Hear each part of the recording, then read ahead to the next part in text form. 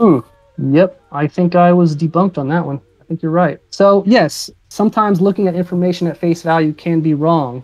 Well, but like But this is what my about? problem is I want to push like a little bit more. So my problem, especially when you come at me with like 150 different pictures like this, is that okay, so I'm not accusing you of doing anything because I used to do this too, full disclosure, and probably most of the people watching me do this. Wait, have you already started taking ivermectin? No, but I mean, I would. There's no problem with it. I mean, heck, I'd do it right now if I was on camera. Why not? Show people how to use it. Let's see. Can I get my camera on? Turn on camera. Can you see me? We are debating COVID vaccines. Are you against them or for them? I haven't even checked. Well, that's pretty important, but I'm absolutely 100% in favor of them. The two that are the most knowledgeable are the mRNA ones, but yeah. Good. Good. Well, we have something to debate about. Okay. So this is a graph showing the amount of people that get the vaccine based on whether they voted for Trump or not. Now, as you can see on the right, in counties where there were 80% Trump votes, there's barely about 30% vaccine acceptance. In counties where there's approximately 20% Trump votes, there's 60% vaccine acceptance. Okay. Now, I would say this is a good thing based on the fact that almost everyone that takes the vaccine is probably going to die from antibody-dependent enhancement, prion disease, or micro blood clots in the next 3 to 5 years. This is an act of eugenics that will kill hundreds of millions of people, but it will keep the best of the best, people that are free thinkers and see through propaganda perpetuated by the mainstream media and those in power. This is literally a vaccine against gullibility and stupidity and people that are conformist people that obey authority. That's what I believe this is a vaccine against truly. All right, well, I look forward to see if we can prove any of these points. Okay, let's start. That's a good opener. I don't know. So let's start off with the right-wing people that are refusing to take the vaccine. There are numerous studies that show right-wing males are stronger, hotter, and have more sex than left-wingers. So right off the bat, we know for a fact that right-wingers are stronger, hotter, and have more sex based on these studies. I don't know if you want to look up all these studies or just let me move on. Yeah, I don't think this really has anything to do with the vaccine, so let's go to the next thing. Okay, well, it's based on eugenics. So, again, Republicans have 5 IQ points higher than Democrats on average. So if Democrats are the ones mainly taking this vaccine, and we can assume these vaccines are very poisonous, I mean, wouldn't that be an act of eugenics if we assume most of the people taking this vaccine are dumber than average and more likely to be conformist or obedient to authority? Wouldn't we assume this is a good thing? Why do I do this to myself? Wait, okay, so what are we going to get to anything of the actual vaccine or? Yeah, okay, let's talk about this then. PhDs are not taking the vaccine. People with high school diplomas are taking the vaccine, and as you grow smarter, or master's degrees are more hesitant to take the vaccine, and PhDs are less, or more, excuse me, I'm messing all this up. I'm a little nervous, excuse me. All right, people who have a high school education are only 20% likely, or have a vaccine hesitancy of 20%, and as you get down to a master's degree, they have a vaccine hesitancy of 8%, and once you go up to a PhD, they have a vaccine hesitancy of 25%. So why do you think smarter people on average are refusing to take the vaccine? What do they know that we don't know, average people? I think for the source for this data is not the best study. I think you can. It's not like an actual published study. It comes from like Facebook surveys. So that the reason why that PhD level is so high is probably because the data is tainted. That would be my guess. But you think? Okay. Well, let's talk about ivermectin then. I'm just going to go down the list. Do you think ivermectin could be a effective treatment for COVID-19 instead of the vaccines? It's possible that it could be, but it needs further research. Here are 44 ivermectin COVID-19 peer-reviewed trials brought up in this graph, and it shows early treatment for COVID-19. Ivermectin shows a 75% improvement. When it comes to late treatment, only 43%. But it's most effective as a prophylaxis. Everyone's getting on Joe Rogan and attacking him for taking ivermectin, but ivermectin has been shown to be extremely, extremely effective in stopping COVID-19. Yeah. So how Now, many I want of to these show how you. many of these studies are prospective, like double-blind studies, versus this is like a retrospective study of like 50 people? Okay. Random effects meta-analysis for peer-reviewed trials only. Effect extraction is pre-specified using the most serious outcome reported. I didn't really look too much into the details. I just copied and pasted, but I will let everyone look at this themselves. So my Look at all understanding is there these. haven't been any good like prospective double-blind studies done yet. You can probably find a million things where it's like, oh, well, here's a cohort of 30 people. Some have been tested, some hasn't, or some have done ivermectin, some haven't. Let's see what it looks like. But those type of retrospectives are pretty shit. We had the same problem when you guys obsessed over hydroxychloroquine for so long. There were like a bunch of random retrospectives, but you didn't have any good double-blind prospective studies done. And once they started doing those, hydroxychloroquine ended up being like, I think, a little bit better than placebo or something.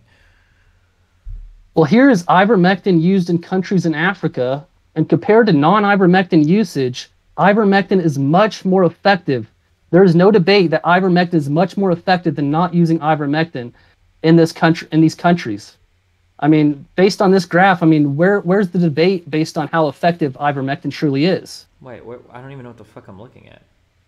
It says Africa daily deaths per 100,000, ivermectin countries versus non-ivermectin countries. Source, John Hopkins CSSE, medrxiv.org/ you get the idea.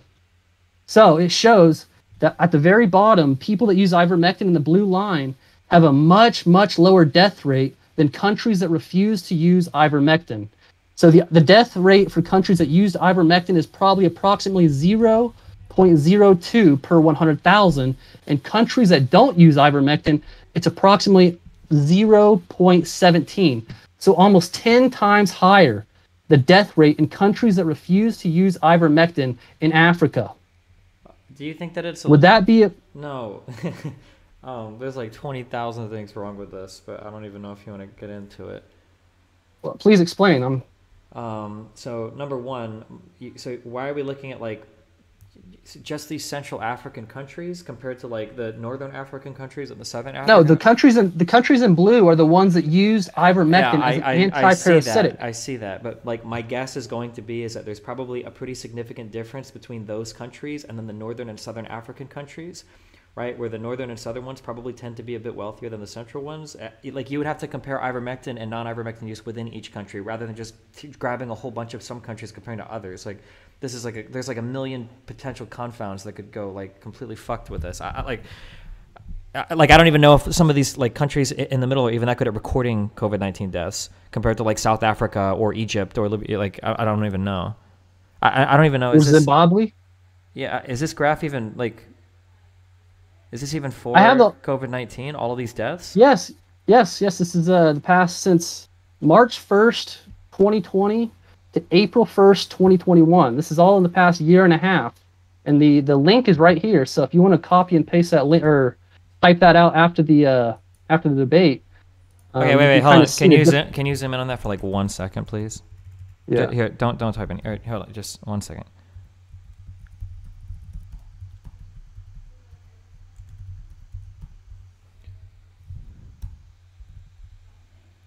Wait. Can you go back to it real quick? I'm almost done. Sorry. Oh, sorry about that.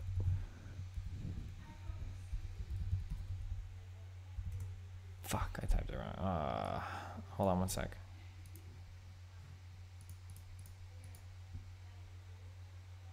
No, wait. I don't know if I did type it wrong. Let me see. Ivermectin.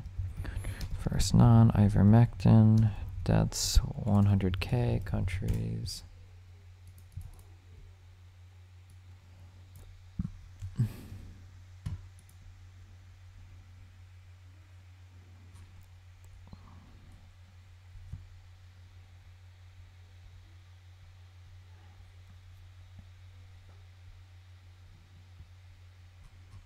Okay. I mean, this is like interesting stuff to look into, but this is like a preprint, like non peer reviewed study. I guess if it ends up working, it'll end up working, but I mean, it still bears like further study or like it needs to be investigated.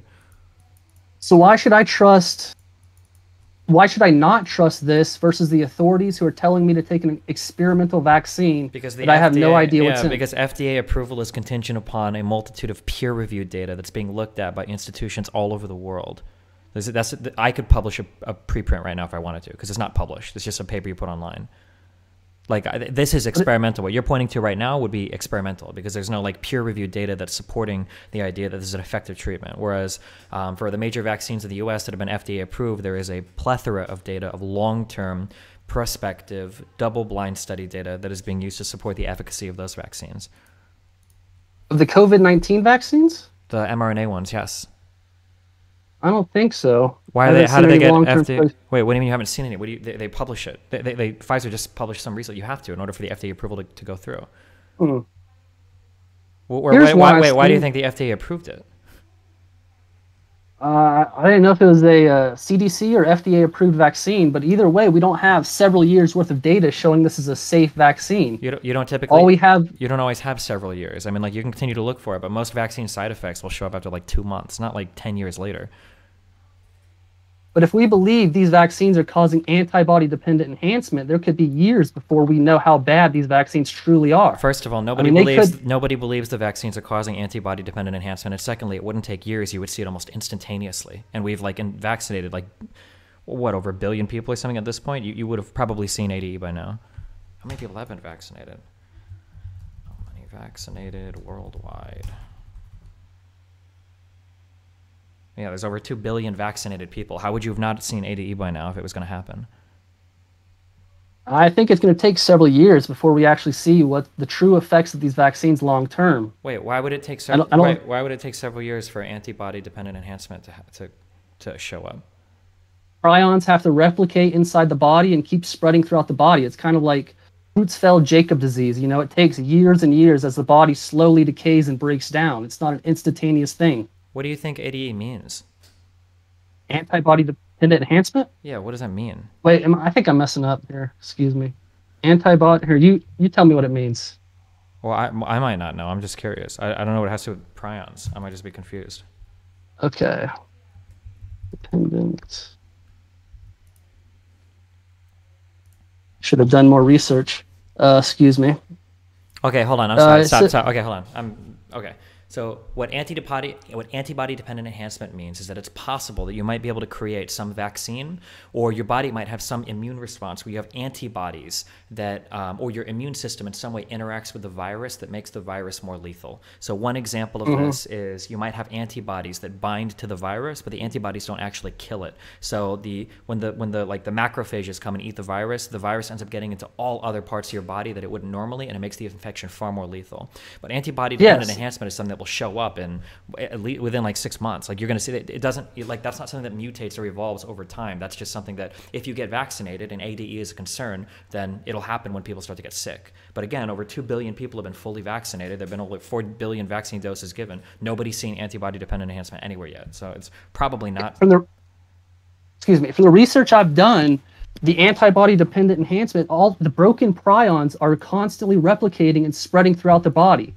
That's pretty much what I know about it. Is it's causing broken prions, and they're basically replicating and destroying the body slowly but surely. I don't know what that means. I don't. Okay. I have no idea how that happens. I'm probably explaining it wrong, and I probably haven't done enough research. So excuse me if that's wrong. Okay, here's another one. Okay. The CDC has just reported this. Okay, it's expected versus observed reports after mRNA vaccination, 7-day risk period. For children or young men 18 to 24 years old, they only expected 1 to 11 cases of myocarditis, which is basically myocarditis. And they got 213 cases of myocarditis in 18 to 24-year-olds, 117 cases of myocarditis in 12 to 15-year-olds. So please explain to me why we should be giving children permanent heart damage for a supposed vaccine, for a supposed disease. They have a 99.99% chance of surviving. Why are we giving all these young men permanent heart disease from the vaccines? This is in a study of 897 people. This is a very small study, and a very large amount of these people got very sick and now have permanent heart damage from these vaccines. Can you please explain why the vaccines are better than the heart damage they're going to receive? Well, I mean, firstly, I mean, you can have you can get myocarditis from contracting the virus as well, right? Like all those side effects are part of the actual coronavirus virus itself. This is 7 days after getting the vaccine, and now 213 out of these 18 to 24-year-olds now have permanent heart damage. So there's no blaming that on COVID. I mean, there's no doubt this is from the vaccine. All these young men now have permanent heart damage you see on the right. Well, sure. Let's check. Hold on. Because I haven't seen this particular piece of data before, but we can sit and read. So is I don't have the source, so you had to type it in. Expected versus observed reports. Yeah, so this is mRNA vaccine. Myopericarditis. Myopericarditis. Is this a permanent condition? Or can this be? I believe so. Or is this acute? What I've seen is kind of like myocarditis. I'm not sure if it's acute or it's permanent. I would assume it's permanent. Well, let's check. Myopericarditis. A complication of acute pericarditis is characterized by extension of inflammation to the myocardium, which manifests an elevated troponin level. It is generally elevated and treated as acute pericarditis. So this doesn't even sound like it's a permanent condition. The key challenge of management is excluding the presence of an acute coronary syndrome in myocarditis. Am I correct? Is somebody can somebody tell me? This isn't a permanent condition then, right? Hold on. Check. Pericarditis.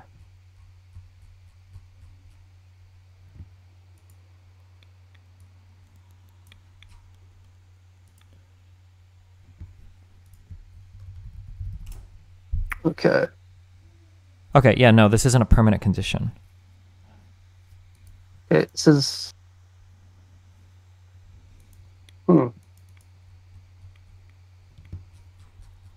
I thought it destroyed the heart.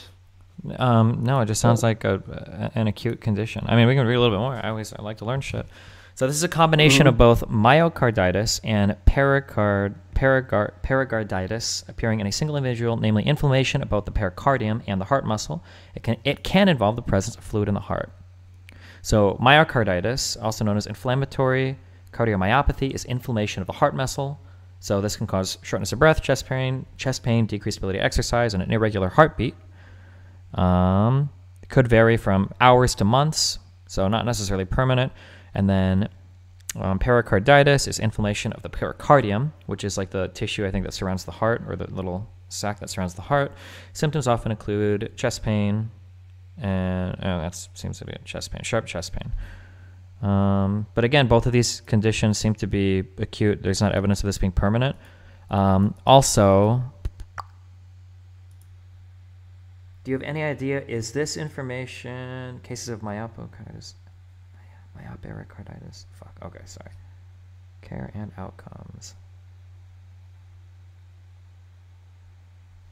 This is also information reported in VAERS as well, so this isn't necessarily a study. Are you familiar with the VAERS, the VAERS system or whatever? Yes. The VAERS for the bad injections. So this means that this is just information that's reported, like, oh, this is what happened, but this isn't actually like studied. Like, it could be the case, for instance, that I get a vaccine and I'm very worried about it, and then I go and I report to the hospital, like, oh God, I'm having chest pain. I think I'm gonna die because I watched too many Alex Jones videos or something. But you don't actually have any of these symptoms, or rather, you might have like a symptom, but it's like psychosomatic. It's just in your head. You don't actually have like heart damage or anything. Not to say that it's not worth looking into, of course. But I mean, like, again, like, there should be a study on this or something if there is, like, all this heart damage being caused by these vaccines. Again, the FDA and other people that are looking at these long-term studies are looking for stuff like this. So I'm looking up the source that you gave. I'm looking at the cdc.gov thing. So I'm down on page 18. So the epidemiology of myopericarditis. I can't pronounce this. Myopericarditis following COVID-19 vaccination, similar to previously reported updates, primarily in young males after symptom onset clustering within several days of vaccination. Limited follow-up information in various case reports suggest most patients, 77%, recovered from symptoms at time of report or follow-up. So yeah, this doesn't seem to be like a big deal either. Myopericarditis. what Okay, sorry, go ahead. would I have to show you like peer-reviewed studies? I mean, what evidence can I present that would make you believe the vaccines are more dangerous or deadly than actually ivermectin? Well, I mean, yeah, peer-reviewed studies is how we study medicine, right? Isn't it? Yeah, but I mean, we don't have 5 or 10 years of, DNA altering studies. We don't know Wait, what that's going to do. what alters your DNA? The mRNA DNA altering vaccines that people are taking. The mRNA vaccines don't alter your DNA. mRNA is a gene that leaves cell nucleus and moves. Okay. Okay, you explain to me what the mRNA does, or the mRNA vaccines. Please explain to me them. Yeah, sure. Okay, so inside of your cells, you have these little guys called ribosomes. Typically, I believe inside the nucleus somewhere, mRNA, messenger RNA is like manufactured. It comes out into your cytoplasm, it floats around, and then ribosomes like process your mRNA and they make proteins. When you get a vaccination of the mRNA vaccine, what happens is there's a little strand of messenger RNA that's encapsulated in this little fatty sac called a nanolipid particle, I think, NLP. And what happens is it goes into a cell, it permeates the cell wall, the mRNA comes in and it floats around inside of your, the cell cytoplasm, but it doesn't go into the nucleus, it never hits your DNA. Your ribosome sees it, it processes it and reads it, and then it produces a protein. We call these the spike proteins, and then those float out to the outside of your cell wall so that your cell looks like a virus, basically. So your ribosomes process that mRNA, and then slowly thereafter it's broken down and eaten up and then cleaned up in your cell. But it never actually goes into the nucleus, because it can't. mRNA can't go into the nucleus like that. It doesn't make any sense. It's just read by your ribosomes, and then a protein is manufactured, and then it just gets broken down. What if the mRNA vaccines start developing damaged spike proteins that could harm you long term? Why would it produce damaged spike proteins? If it's replicating wrongly, I mean, it could cause damaged spike proteins if it's not doing its proper job. It doesn't.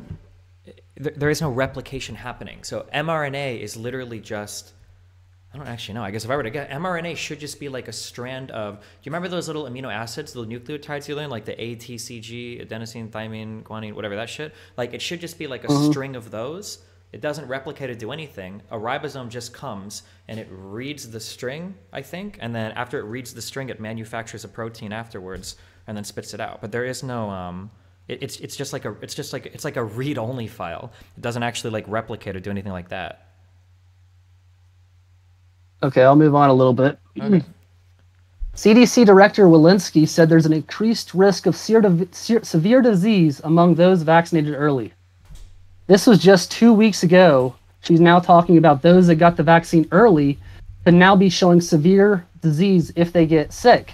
So you were talking about antibody-dependent enhancement taking approximately 6 months. Those that got the vaccine early could have worse diseases or worse outcomes if they get COVID right now versus someone that got the vaccine last month or the month before. Because those people got the vaccine 8 months ago. Let's just look at this real quickly. So I Googled this quote, okay? So new data confirms that vaccine protection against COVID-19 has decreased for the Delta variant of the virus, the U.S. Centers for Disease Control and Prevention Director Dr. Rochelle Walensky said on Wednesday. Walensky, making the case for additional booster shot vaccines, said a U.S. study of nursing homes shows vaccine effectiveness declined. So this is called waning, there's a name for this, like waning protection or something, or waning effectiveness, or waning efficaciousness, I don't remember. She said that vaccine effectiveness declined to 53% with the Delta variant. She also noted an Israel-based study that showed an increased risk of severe disease among those vaccinated early. So that's because if you get vaccinated really early, you have a waning immunity, so then you have a chance of contracting the disease. I don't think they're saying that you can get like more sick by getting vaccinated. It's just that if you're vaccinated really early and the immunity wanes, then you're gonna like be at greater risk of getting the actual coronavirus and having the disease. So what's the point of taking the vaccine if it constantly loses effectiveness and it seems to be more dangerous than something that's already on the market like ivermectin? Why should we be taking this vaccine? Because one, we have no proof that ivermectin works, but we have a plethora of peer-reviewed, double-blind, prospective studies. Do you want me to explain that real quickly? Like what I mean when I say that, those types of studies? Please. Okay. So there's like two different ways we can do studies. We can do retrospectives or we can do prospective.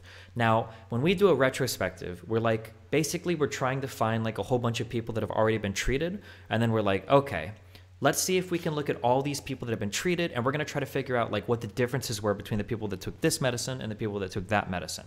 But the problem with retrospectives is that we can't put in any controls to make sure that we're comparing very carefully one drug versus another standard of care.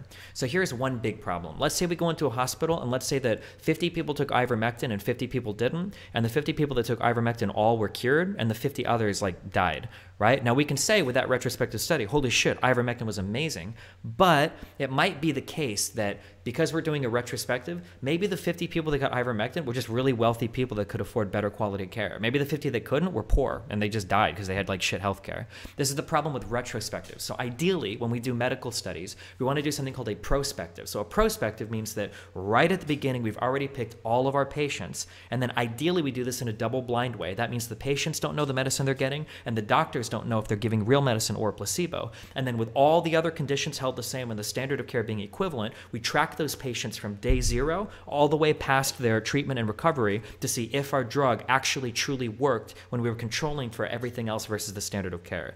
This is issues we had in the past with hydroxychloroquine studies, is people would always try to use these retrospectives, but the groups of people that they're polling, it's really, really hard to make sure that all the groups are the same. It might be that some hospitals were really wealthy, they could afford exotic drugs or ivermectin, and other hospitals were really poor and they didn't have anything. They didn't have good ventilation, they didn't have any, even their standard of care was poor. So this is why retrospectives are kind of bad to use in these like medical examples.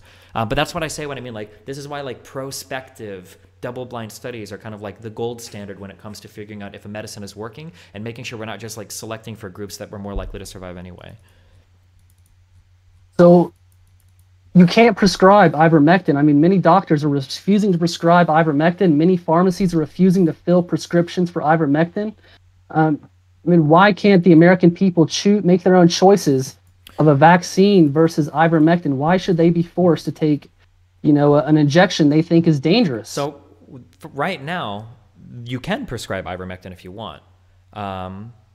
So for instance, right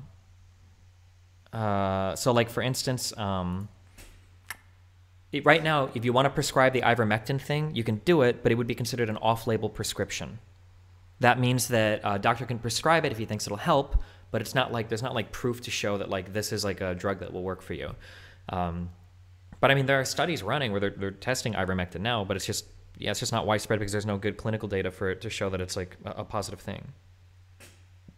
I mean, okay, what about, I mean, okay.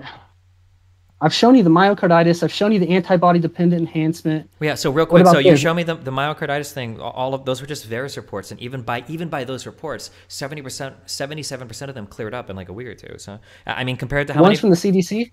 Yeah, that first slide you show me. Oh yeah, so like you're just showing me one part of this, but I looked up the actual CDC report, and if you scroll down, it says it 77% of those cleared up. So like if 77% cleared up, then like I mean, it seems like it's not even a big deal compared to like the actual like. The risk of getting infected and then having that long-term heart damage. And long COVID is something we do know about, right? This has been observed.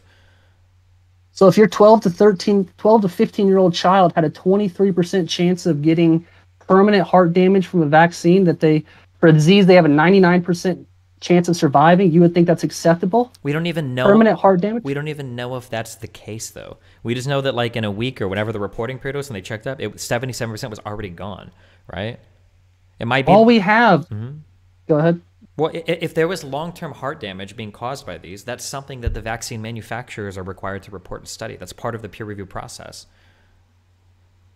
But like chances are, you're probably more likely to get heart damage from the actual like disease itself than a vaccine, especially an mRNA vaccine. mRNA vaccines are relatively new. We don't know what the long-term effects are going to be. No, but we kind of know like the underlying like biochemical realities of like, or the biomechanical properties of like how these things are processed. And also we have been studying these for like 40 years. I think we've known for a while that mRNA vaccines are a thing that can work. The problem is just that they're really, really, really expensive to make. So nobody's really had the financial incentive to do so until like a worldwide disease strikes. And it's like, okay, well now we actually have like the economy to actually produce these vaccinations. So we're not 100% sure they're going to work, but we're going to forcibly mandate billions of people take these vaccines, even though we're not sure they're going to work. Well, right now we know that they work in preventing people from getting the disease and from preventing people from getting hospitalized if they do get the disease, right? Except when they lose their effectiveness and then start causing people much more horrible reactions when they do get COVID later on. But we don't see that they're causing people more horrible reactions when they get COVID Yes, later on. yes, they are. Here we go. I got it. Okay. Here is SARS-CoV-2 variants of concern and variants under investigation in England. Here's a public study in England, and it shows 14 days post-vaccine to, and it's attendance to emergency care and deaths of sequenced and genotyped Delta cases in England by vaccination status. So 14 days post-second dose, only 73,000 people went to the emergency room. Unvaccinated, 183,000. Whenever you scroll down to deaths, you see that unvaccinated people only had 390 deaths, but the people that got the vaccine, 679 deaths. So they have a much higher death rate of people that got the vaccine versus people that did not get the vaccine. Well, wait a second. England, how many people are vaccinated? In the UK, isn't there a lot of vaccinated people? Yes, but this is showing attendance to emergency care. This is all the people unvaccinated and people that got two doses. So 73,000 people that got 2 doses and 183,000 people that were unvaccinated went to the emergency room, but the people that got the vaccine, 679 of them died. And when it came to the unvaccinated people, only 390 people died. So we can obviously tell from this anecdotal evidence of 100 or 250,000 people total that the vaccine is deadlier than being unvaccinated. You understand, this actually makes the vaccine look so much more effective, right? So like, this is a problem with trying to torture data, right? So when you torture data, you can start to pull conclusions out that probably aren't really like the best conclusions. So in the United Kingdom, right, there is an order by which you actually vaccinate people. So in the United Kingdom, the highest risk people, the ones that were most likely to die, so the older people, are going to be the ones that get vaccinated first. The unvaccinated people are probably going to be overwhelmingly incredibly healthy people and incredibly young people, right? So if you're telling me that twice as many people died with the vaccine as the unvaccinated, first of all, these death numbers are both very low. But secondly, those people that are in the vaccine group are probably a much, much, much more likely to die group. So if they had been unvaccinated, those deaths would probably be way, way, way, way, way higher. Does that make sense? Like no, it doesn't, because well, like you're making assumptions. This is true data, and now you're making assumptions that all these people are somehow elderly people. There's no proof. We don't know these people's ages. All we know is the cases and the deaths. Do you want to? Well, we know for a fact that like there was we know for a fact that the UK for a long time was only vaccinating older people, right? Like that's, or you understand, like the age needs to be like broken down, right? Like that's really, really, really important. I mean, these are unvaccinated elderly people too. It could be 80-year-olds that didn't get the vaccine. We don't know who they are either. Yeah, but the vaccine... It's not like they're all young people. We know in the United Kingdom that over 70% of people were vaccinated in the UK. And we also know that it's going to be overwhelmingly older and more at-risk people that were vaccinated, right? So it's going to be the case that vaccinated people are going to have way more comorbidities, more likely to die. So this data is kind of like, for instance, let's say that I took 1,000 fully vaccinated 80-year-olds and I compared that to 1,000 unvaccinated 15-year-olds, and they all got the coronavirus. Like my vaccinated group is going to have way more deaths, right? But that's just because, of course, they're older, they're more likely to die, they've got more comorbidities, and younger people aren't as affected by it. But this doesn't really prove that the vaccine is good or bad. You have to control this data for age, of course. That's like essential. It was 6 months ago when the vaccines were rolled out for the elderly people first. They've been available for anyone that wants it for the past 6 months. And now in the United Kingdom, I think they're trying to mandate the vaccines for children to 12 years old. So, I mean, the vaccines are way out in the population. Anyone that wants one could have gotten one 4 to 5 months ago. And these are just the simple numbers of people that have gone to the emergency room, no ages whatsoever, and it shows if you got the vaccine, there is 925 deaths per 100,000, and if you didn't get the vaccine, there's only 213 deaths per 100,000. Well, first of all, those are the facts. Well, if we don't, first of all, 12 to 15-year-olds aren't getting vaccinated in the UK yet, right? They use the AstraZeneca vaccine that hasn't been approved for people under 15. I said I wasn't sure. Okay, sure. So, but that's number one. But number two, we have to have the age, like. This data is totally meaningless if we don't have ages here. Because there's a high chance that like the more elderly and at risk you are, the more likely you are to be vaccinated. So, I mean, like, we need to see like ages here for this data to mean anything. Otherwise, it could be the case that a bunch of at-risk people that are vaccinated were more likely to die than a bunch of incredibly healthy unvaccinated people that aren't as likely to die. So we don't know the ages, but we can assume if you get the vaccine, you are 4.5 times more likely to die if you get COVID-19. I mean, if you're really old and you've got diabetes and you're overweight or something, yeah, that's possible. But like if you really wanted to do this, like why not just like check the entire population and like start looking at case fatality rates? Like, I don't know. Maybe I should, but I didn't bring that to the debate. So, here's one recently: vaccine effectiveness against hospitalization drops. CDC says the COVID vaccine's ability to keep people out of the hospital appears to be dropping slightly, particularly for those 75 and older. The CDC has reportedly estimated that 97% of people in the hospital being treated for COVID-19 are unvaccinated, but that data was collected before the spread of Delta, a hyper-transmissible variant that many doctors have warned appears to be making people sicker. So now the effectiveness is only 75%, and it's only going to keep dropping as we learn these vaccines aren't as effective as we're being told. So at what point of effectiveness... How is that... So, let's say that we take the lower bound of your estimate there. Why is 75% like bad to you? Because it's going to keep dropping, and they're going to keep telling us, oh, the Delta variant's dangerous to vaccinated people. The Ligma balls variant is deadly to vaccinated people. The Delta variant is deadly. You know, it's so just first of all, I've never heard that the Delta variant is deadlier. Yes. Is that true? I've never heard that. The Delta variant is now deadlier for people that got the vaccine, and now wait, hold on. You keep saying hold on, real quick. You keep saying now deadlier than in people that got the vaccine. You're implying that ADE thing again, which hasn't been observed in any population anywhere. Number one. Number two. Let me try this. Number two. The efficacy of the vaccine is less against the Delta variant. We know that, and we're still studying to see exactly how much worse it is. But let's say that number drops all the way to 50%. Why wouldn't you get vaccinated? Like, you still have like massive protection against it. Because I don't believe that they're effective at all. I believe we're being lied to, and they're 0% effective. Wait, I believe they're going to keep announcing they're less and less effective from each new variant, and until they're saying, hey, the vaccine is actually much deadlier than those who are unvaccinated after all. Sorry, we didn't know, guys. Wait, why would you? Who's lying? The people that are putting this vaccine into the population, the people that are telling the people, mandating people take this vaccine against their will. They are telling these people that this vaccine is effective when it's not effective at all. How is it that there is lies that are being collaborated with by both all of academia, the people that study these things, and the government, and actually, thirdly, and the private corporations that study these, and across every country all over the world?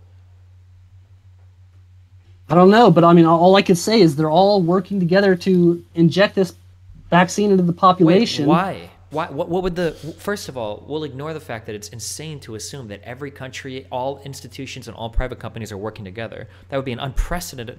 That in and of itself is impossible. But, like, let's even assume they were. Like, what is the purpose? Like, what's the goal? I would assume mass murder of the population. Kill off billions of people with a deadly vaccine that's going to kill them in several years and tell them it's a variant.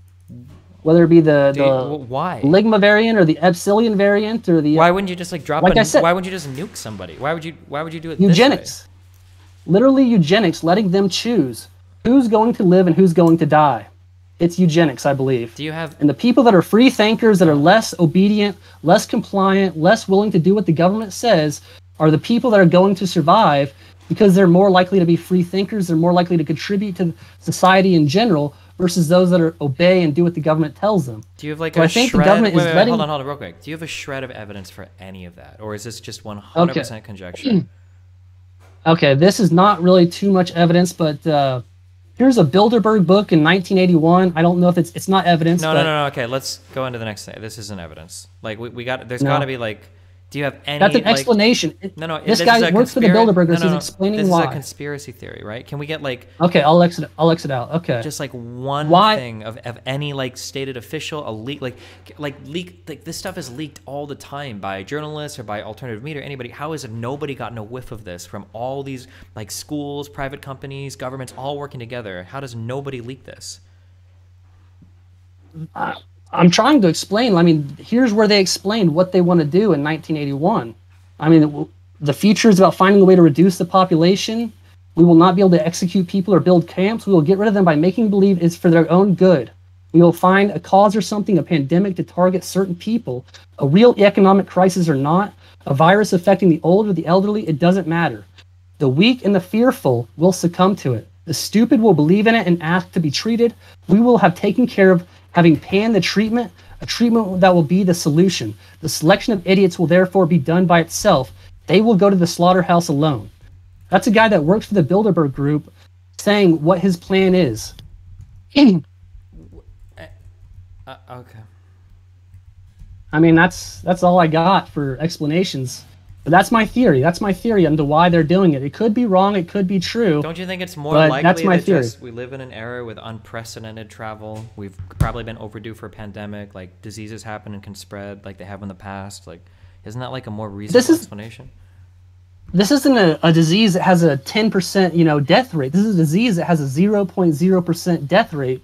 So why are we trying to forcibly inject everyone with these injections, crash our economy for a disease that less than 1 in 1,000 people are going to die from? Disease, first of all, 1 in 1,000 still implies like potentially a lot of people. But but even at that, like, oh man. Even the 1 in 1,000 doesn't make sense. Haven't we already lost over 600,000 Americans? If you believe the numbers.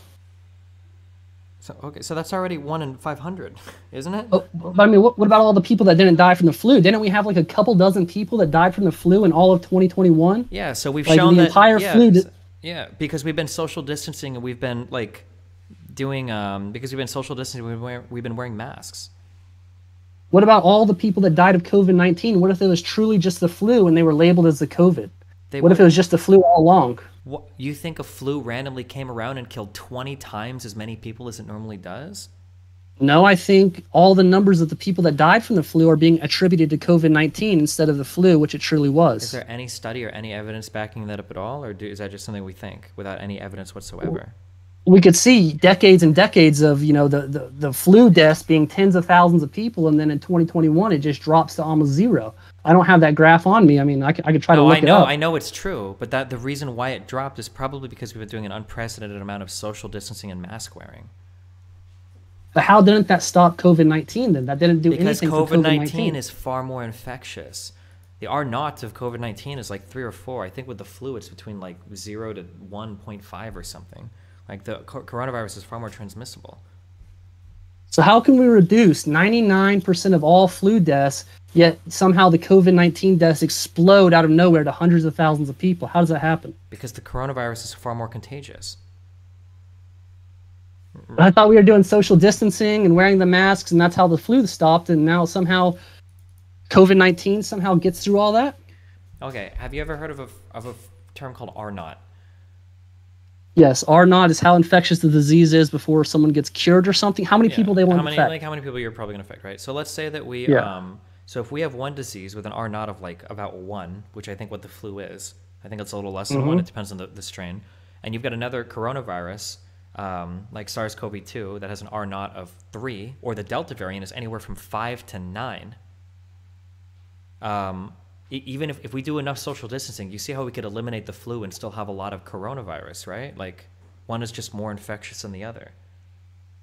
No, I don't, because I mean, infectious is like if someone breathes on you, I mean, you might have a bigger chance of catching it, but if you're not even near someone where they can't even breathe on you, you shouldn't be able to catch it. So if we're all social distancing and wearing masks, it shouldn't matter about transmission. You shouldn't be able to catch it at all. You're not even close enough. We don't all social distance and wear masks perfectly, though, right? We know this. But where's the flu, though? I don't social distance, but I haven't seen the flu, or no one else around me has gotten the flu. It's all COVID. Because the flu is. Where is the flu? The flu has been almost eliminated this year because of the social distancing and masking measures we're taking. That's enough to get rid of the flu, but it's not enough to get rid of the coronavirus, because the coronavirus is far more infectious. There are still tens of millions of people that have not, or at least maybe hundreds of millions in the United States that are not social distancing, that are not wearing masks, and yet we're supposed to believe none of those people got the flu? I mean, why didn't they get the flu if tens of millions, if not over 100 million people have gotten the vaccine? Okay, how do you think... Or excuse me, if tens of millions if not over 100 million people, are not social distancing, why have they not gotten the flu?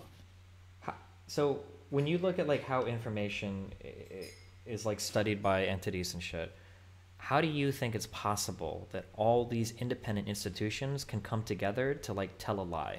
So like, let's say for instance, you've got people collecting data, you've got people compiling data, you've got other researchers that like analyze the data, and then they submit that to other institutions for review. How do all of these people get together to lie about this and nobody reports it or nobody says anything at all about it? Also keep in mind, this is happening across different countries and continents as well. I don't have to figure out why they're doing it. All I know is something is happening, and I don't trust what they're trying to inject in the population, and I'm looking for answers. That's what I'm doing. I'm looking at all the data I can find, all the evidence that shows don't you think the vaccines are more deadlier. Because right now, if I just tell you what I think, that there's a deadly coronavirus and that vaccines are out and they help a lot, maybe not quite as much as we thought they would, especially with the variant now, like every single piece of data fits that exactly. But for me to believe your story, I have to believe in manipulated data. I have to look at poor quality studies that aren't peer reviewed. And I have to believe in a global giant conspiracy that spans a multitude of countries and institutions. Do you see how I have to like believe in so much more stuff that I have no evidence for your viewpoint than for mine?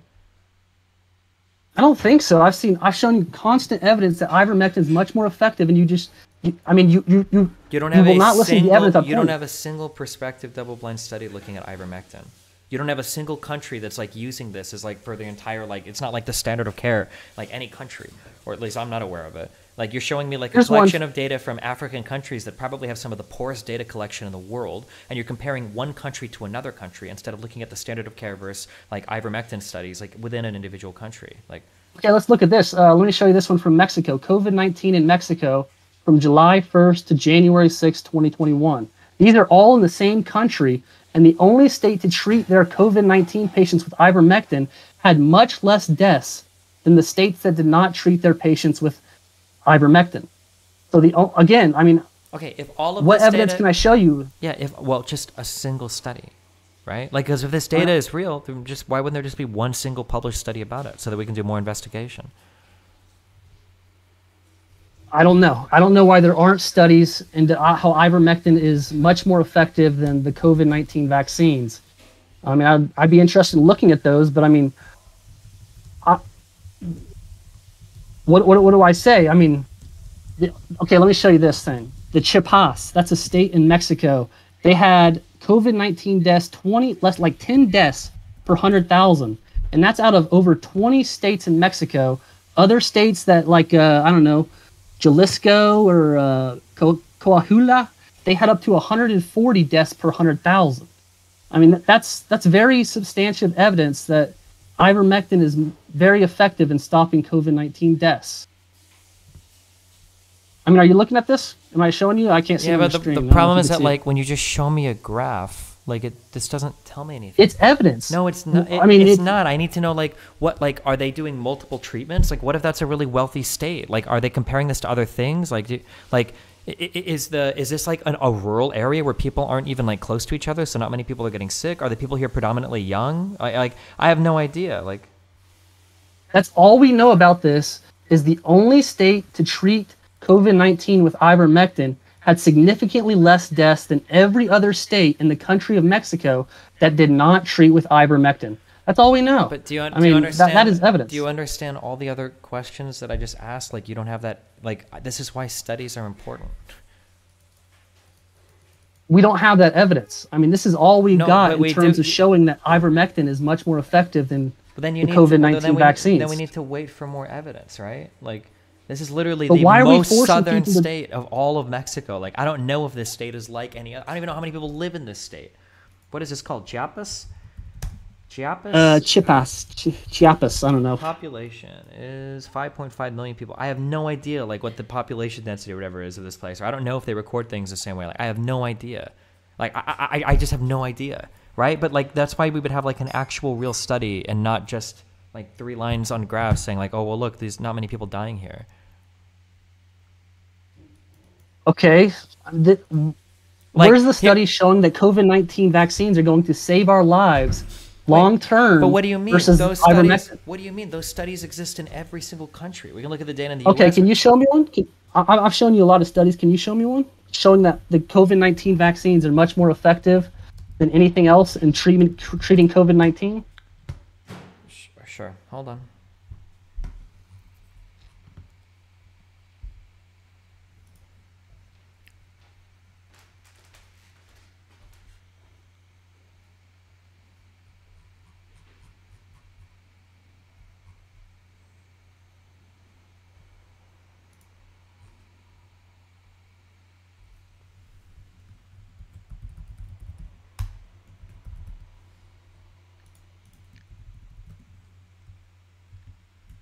So this is and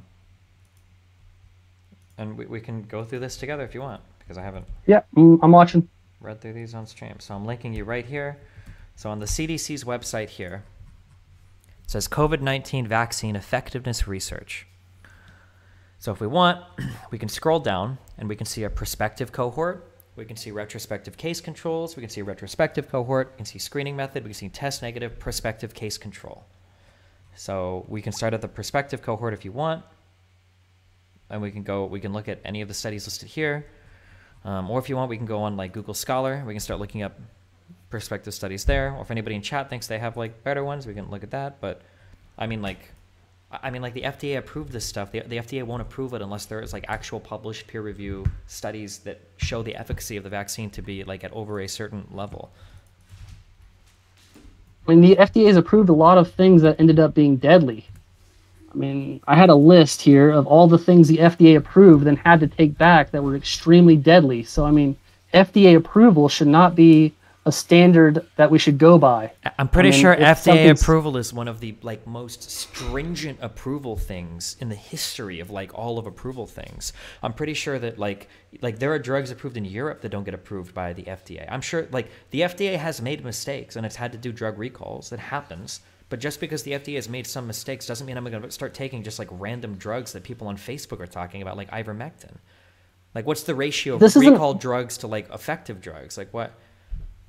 These aren't random studies. This is evidence we're seeing of death rates of people, of countries, of states, of counties, of the difference between people that take the COVID-19 vaccines and ivermectin. I mean, all the evidence I'm trying to show you is pretty clear that shows ivermectin is extremely effective in saving lives compared to others. If it's extremely effective, then why isn't there a single study showing so?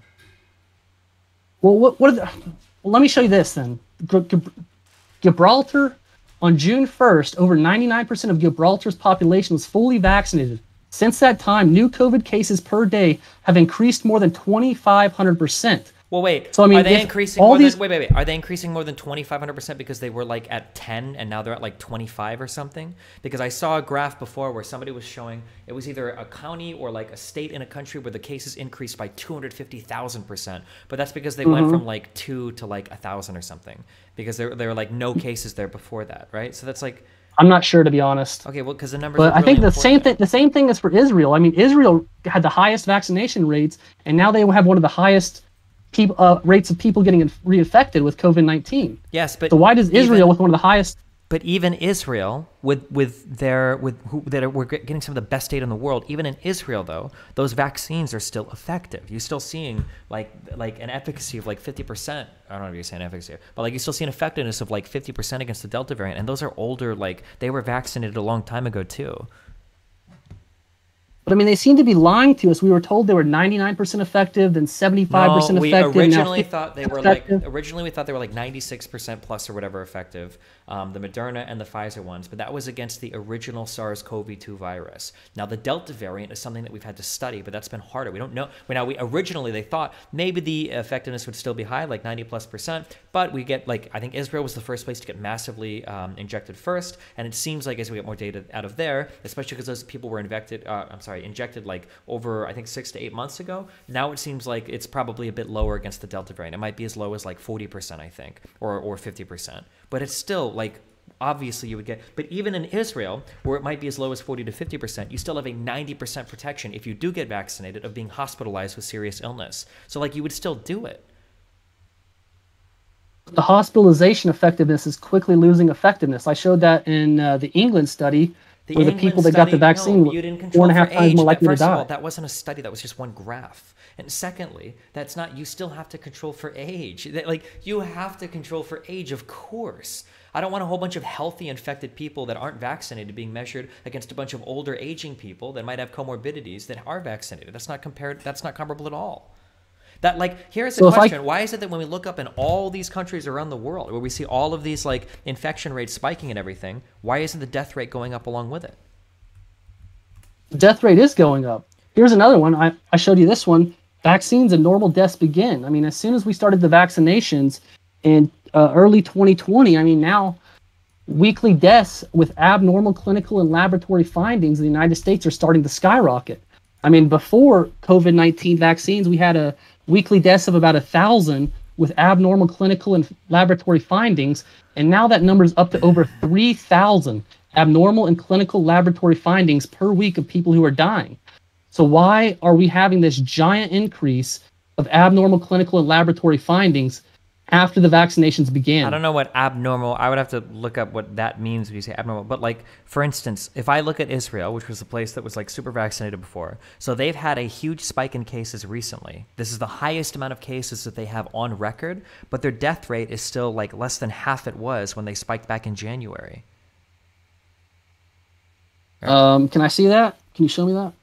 Well, so, like, if you just Google Israel coronavirus, you can click, like, new cases, and then you can click deaths, and you can see that, like, for new cases, they're getting more cases today than they have in the history of the country. But if you look at the death rate, it's still, like, almost maybe even a third, but it's easily less than half of what it was back in January. Why are the cases going up if they're taking a vaccine that actually works? I mean, because once people started getting vaccinated, they started getting rid of all the social distancing and masking mandates. So we just have to stay social distance and take our booster shots every 6 months forever? I mean, I don't know what the solution is, but ideally, at the very least, we could all get vaccinated, like, to at least start, like, the protection, right? Like, at the very least, we can do that. No way. Why would I take the vaccine if I have no idea what's in it? And there are new reports showing there's everything from graphene oxide to everything else. I mean, here's another one. Wait, why would you take it? Because even in all the studies we've looked at, like, there's a higher, like, even in the places where the data is, like, arguably the scariest in Israel, these vaccines are still providing, like, a massive boost. Like, even if it's only 40%, you still have, like, a 90% protection for being hospitalized with serious illness. Like, what about all the myocarditis and all the significant adverse reactions people are having to these vaccines? None of that shit has been shown out, like, in any studies. Those are just various reports. And even of the various reports, like, 80% of them were cleared up as soon as they followed up on it. The VAERS reports have been, I've read they deleted the VAERS reports. A lot of the VAERS reports are being deleted, and the VAERS reports are skyrocketing. Whenever you account for VAERS reports for the COVID-19 vaccines versus all other vaccines in the past 50 years, the COVID-19 vaccines are significantly much more deadlier than all the vaccines we've received in the past 50 years, according to the VAERS reports. There's a lot more horrible reactions in the VAERS reports from the COVID-19 vaccines than all the other ones put together over the past 50 years. Those are just reports that anybody can make when they complain about something, right? Like, none of those are, like, actual, like, documented research. Like, that's why the CDC follows up on stuff like that. But I mean, like, if all these people, like, dude, like, I mean, like, just think about it. Like, here's my question, okay? Over 2 billion people are fully vaccinated. If there were negative side effects, where are they? They should be happening everywhere, right? I think they will, especially in the winter. Why in the winter? I think that's when flu season starts, and a lot of the people that took the vaccines are going to be immunocompromised and significantly much more likely to get COVID-19. How are you going to be immunocompromised? I think the vaccines are causing you to be immunocompromised. There's no evidence of that. I don't have it in front of me, no. You're right. Well, like, okay. Well, I'm curious, like, you really think there's, like, a global conspiracy where all the countries and schools are working together to, like,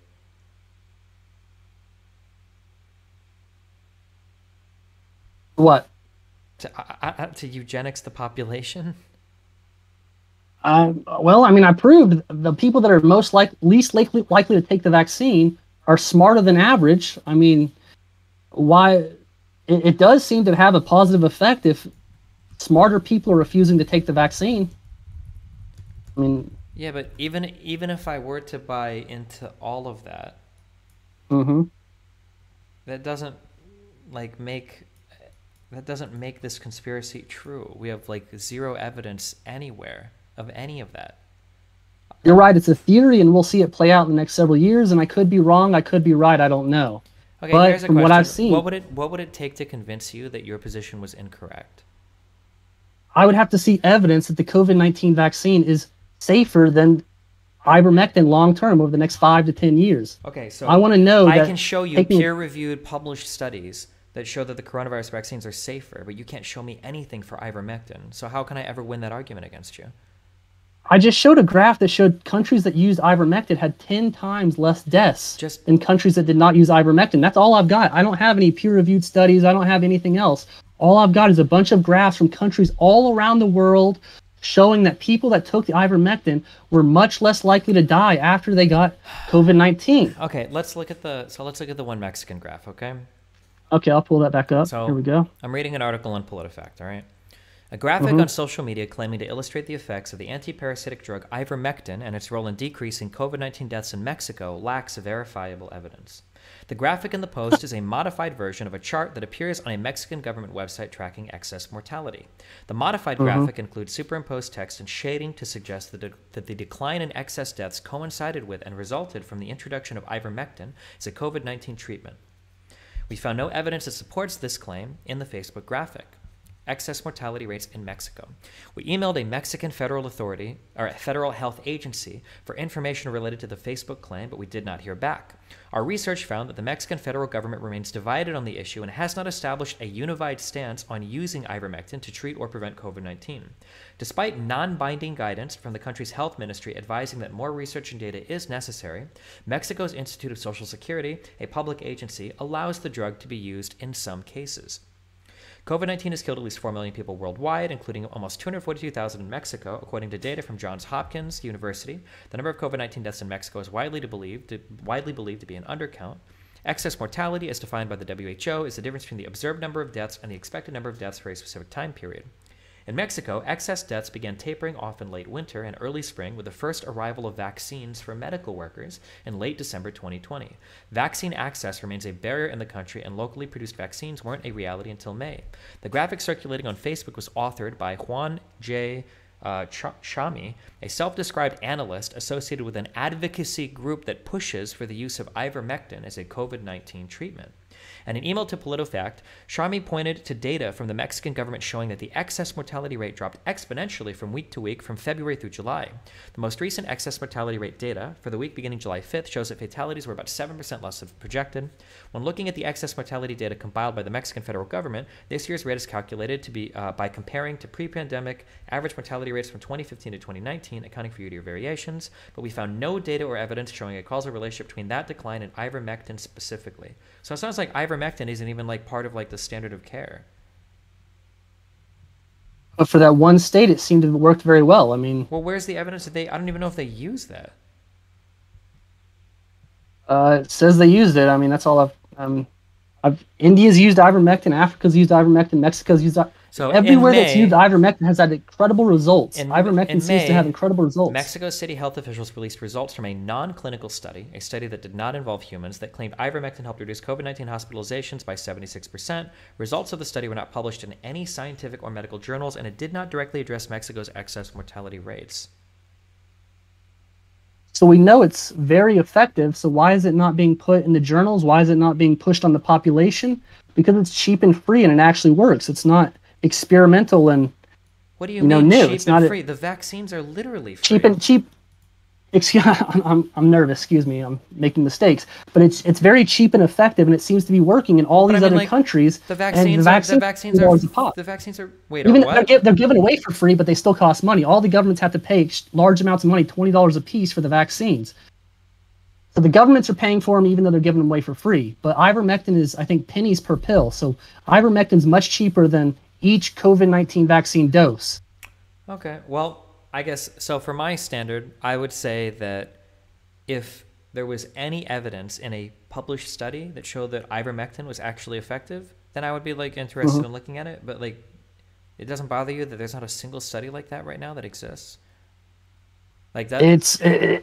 It gives me a lot more confidence than the COVID-19 vaccines when everyone's telling me I have to take the vaccine or else I'll never be able to work, I'll never be able to travel again, I'll have to stay inside the rest of my life. Do you have no? I mean, Do you not believe? th Do you think all vaccines like are ineffective? Like for polio, for measles, for mumps, rubella, like tetanus vaccines, like. Well, there's been studies that show this. A survey of hundreds of homeschooled children found that compared to the unvaccinated children, the vaccinated children had higher odds of developing the following conditions: 30 times more likely to have allergies, 5 times more likely to have learning disabilities, 4 times more likely to have ADHD, 4 times more likely to have autism. Wait, wait, we just got these vaccines out and they're developing autism and ADHD. No, wait, no. These are other vaccines. These have nothing to do with the COVID vaccines. These are regular vaccines. Oh, so again, I don't have a source for that. You have to look up your own research and compare homeschool children. Don't you think it's kind of important to have like peer-reviewed data on stuff like this? No, because then I have to read through all that information in the middle of a live stream, and I think a picture is much more effective in conveying what I'm trying to show to your audience than a long study. But you don't know what a long-form study. But you don't know what the picture even comes from, right? This might not be true at all. No, it might not be. No, it might not be. You could look it up right now and disprove what I'm saying and have egg on my face, but I believe it to be true. But why would you? I can look it up. Why would you? Let's see. Why? Okay, here's a question. Why do you think peer review is like touted as being something that's so good? Because other scientists and other doctors, other people in the industry have already looked at that study. Mm-hmm. So I could theoretically, quote unquote, publish something on like my website or like a Medium article, and I could tell you that like ABCD is a really good drug, but like what's the problem with me saying like ABCD is a good drug if I just publish it on my website? But we don't know if it's true. Yeah, so like if you're just going to be looking at like random infographics and none of them are peer reviewed, why would you trust that over like peer reviewed research?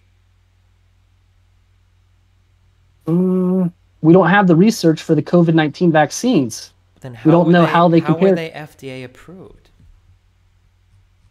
That was part of what the FDA was waiting for. Was like enough time. The same guy that.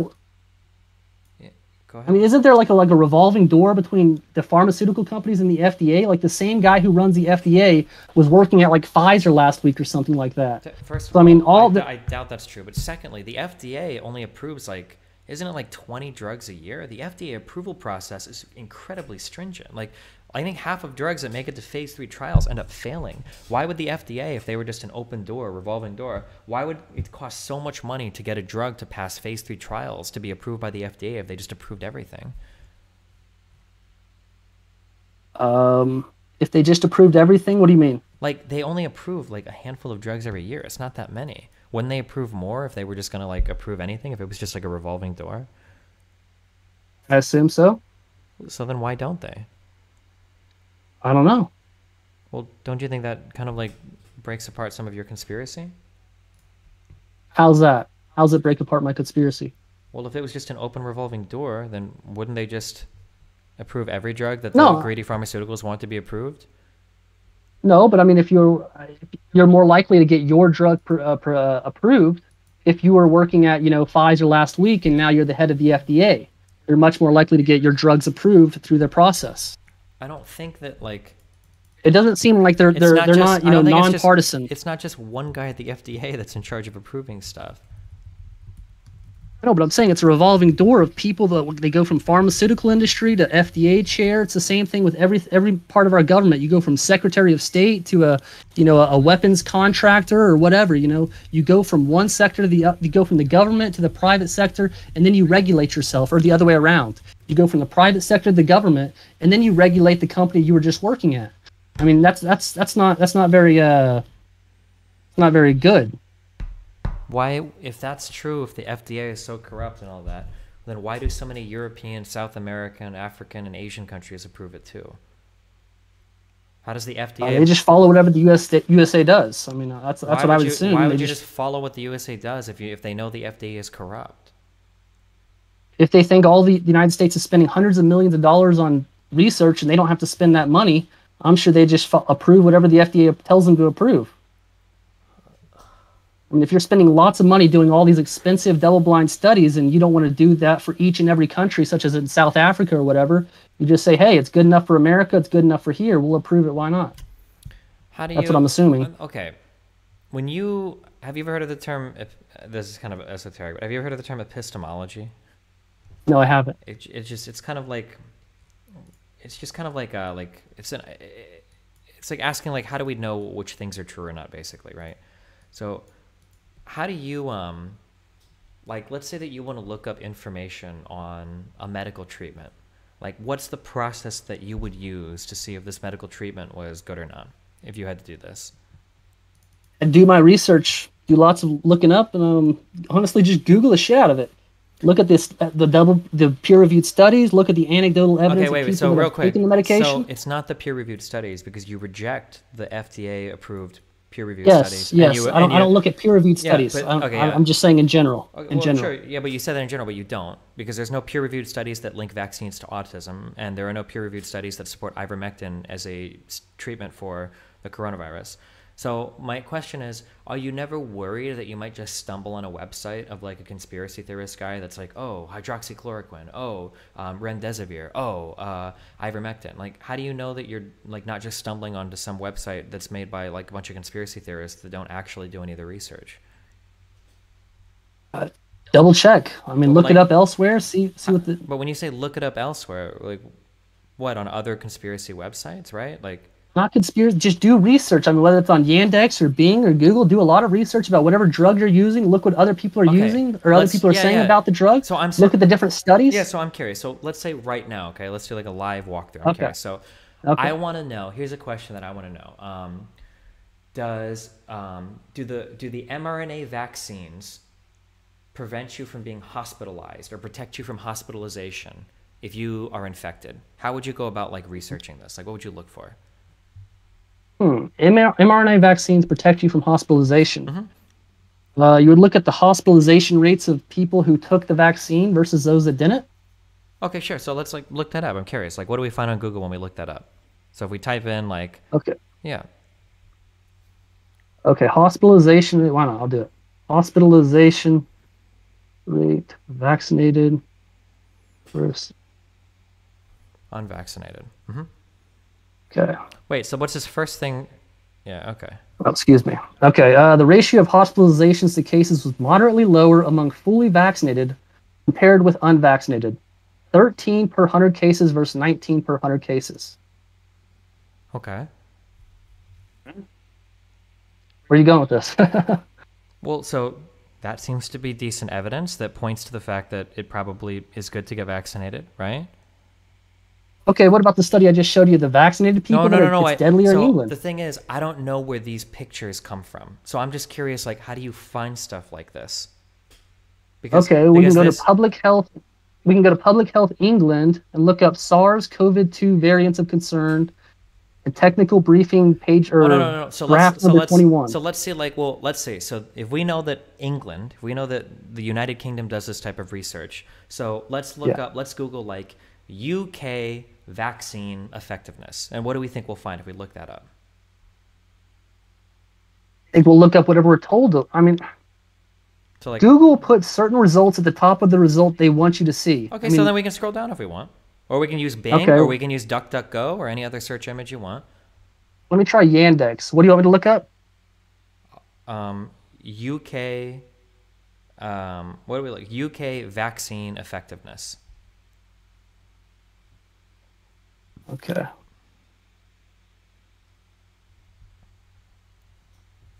You got several documents showing how effective or ineffective the vaccine is, but okay, so let's keep going a little bit.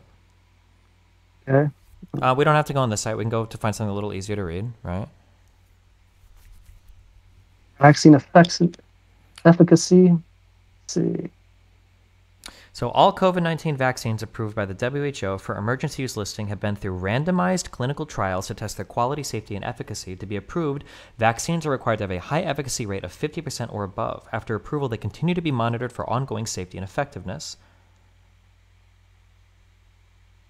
Okay. So this is saying that if they're approved by the WHO for emergency use, then they're being tested through randomized clinical trials, right? No, we Okay. can close this and we can look for more links if you want. Or you can go to like page 2 or 3 if you want to look for more stuff. But here's the thing, they keep losing their effectiveness and they keep trying to mandate this on the population. At what point do we stop taking the COVID-19 vaccine and all their boosters? At which point do we get past COVID-19 if the vaccines keep losing their effectiveness after 6 months? I mean, like, if boosters help, then boosters help. Then you would keep taking, then you just take a booster. But I mean, like, we take boosters for lots of stuff, don't we? We're going to have to take boosters forever? I mean, is that your solution? We already to take boosters forever. Wait, we already take boosters forever for stuff. Do you go to the hospital? No. Fuck. Is it tetanus? Is it called SB? There's a booster that I take that I know that, like, if you go like every 5 years, like you'll get like, tetanus is every 10 years. We do flu shots like yearly. There's a Tdap. Let me go look up what all this was.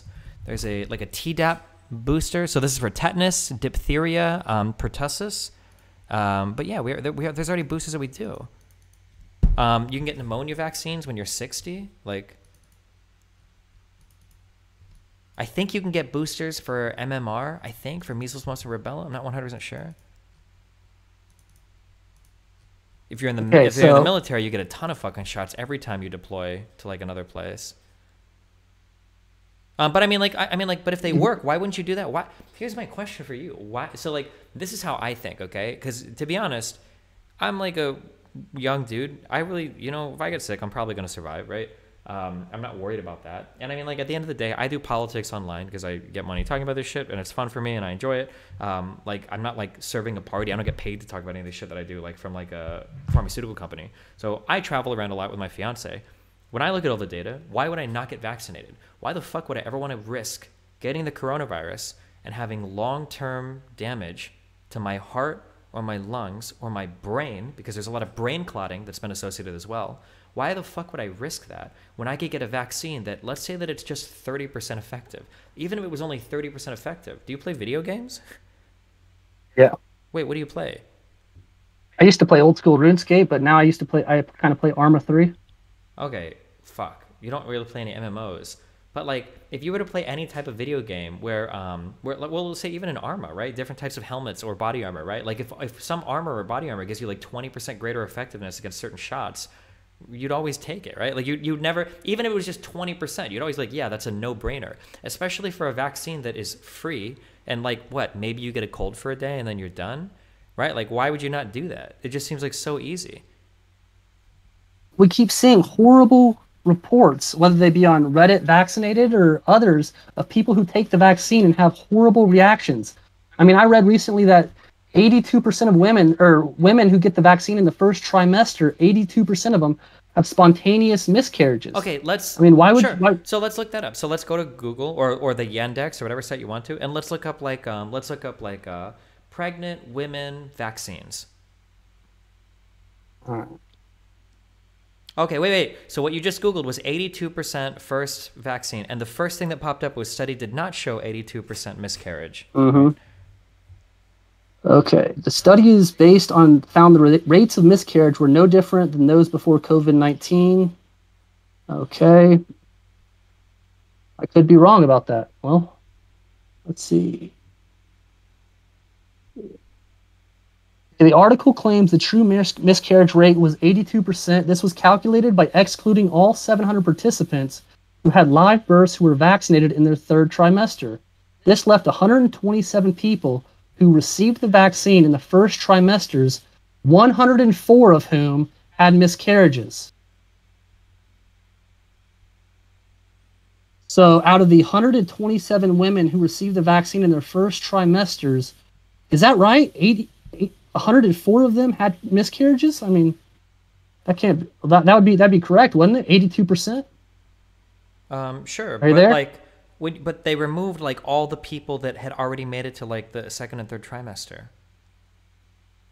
Okay, we is calculated? Right, we can keep reading. Dividing the number of people who had miscarriages by the number who had completed pregnancies and were vaccinated in the first or second trimester does not give the miscarriage rate in the first or second trimester. Gynecologist Dr. Jen Guntner wrote in a newsletter, "Of course, when you remove those 700 pregnancies, the miscarriage rate looks artificially high because the only way a person got into that data set was if the pregnancy had ended and they had been vaccinated. To calculate the actual miscarriage rate for those vaccinated in the first and second trimester, you need to divide the number of miscarriages by the total number of completed pregnancies by those who were vaccinated before 26 weeks. But we don't have that total yet because most of these people are still pregnant. So we don't know because they're still pregnant. Yep, I think I was debunked on that one. I think you're right. So, yes, sometimes looking at information at face value can be wrong. Well, but like this is my problem is I want to push like a little bit more. So my problem, especially when you come at me with like 150 different pictures like this, is that okay, so I'm not accusing you of doing anything because I used to do this too, full disclosure, and probably most of the people watching me do this, is a lot of times we say like we do research, but the research ends up being like just like pictures that get circulated on Instagram or Facebook or Twitter, when like a lot of this stuff, if you just like Google search it, like we can find like, oh, like let's look up like coronavirus, vaccination, miscarriage, and then we can just find a bunch of stuff. And if you don't believe the first page results, you can use, like we're using Yandex now, or you can use DuckDuckGo as another like anonymous browser searcher that people use, or we could just like, you know, Google and go to page 10 or 15 or whatever. Like it feels like it's so easy to just look this stuff up. And there's like an overwhelming amount of data that show that like it seems like these are pretty safe vaccines. Did you read the report of 1.6 million Moderna doses that were withdrawn in Japan with contamination? That was about a week ago. Yeah, well, wait, let's read it. Go back and read that. Let's go back and read it. Okay. Let's see. About 1.6 million doses of Moderna's coronavirus vaccine have been taken out of use in Japan because of contamination reported in some vials, the Ministry of Health said. Several vaccination centers reported the vaccine vials contained foreign matter, according to an announcement which added it will seek to minimize the impact of the withdrawal on the country's inoculation program. The ministry said later in the day the substance had been mixed in, may have been a metal. It's a substance that reacts to magnets, a ministry official said. It could be metal. So why, if there's 1.6 million doses of Moderna vaccines and they have metal in them, what are the chances that metal could be graphene oxide?